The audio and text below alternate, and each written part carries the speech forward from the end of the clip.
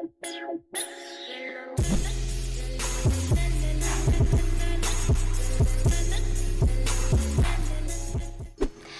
sis! Welcome back to my channel!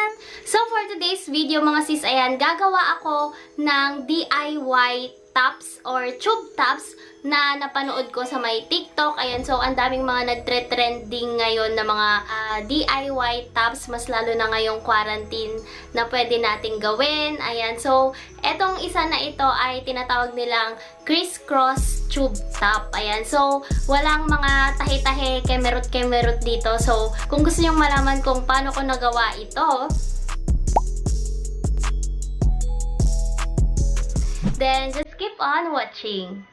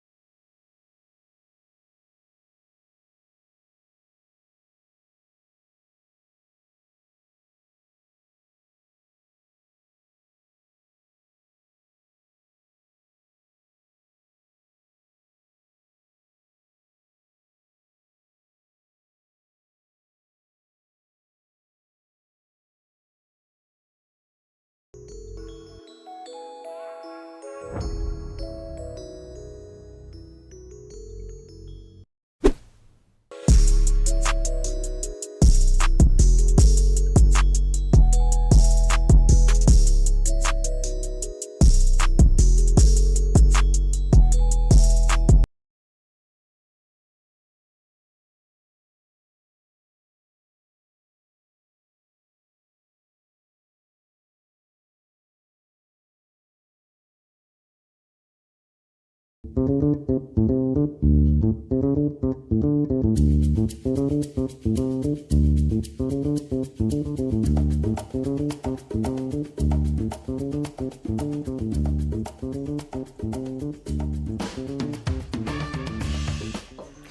that's it for today's video mga sis. Ayan, sana nag-enjoy kayo sa panonood ng DIY crisscross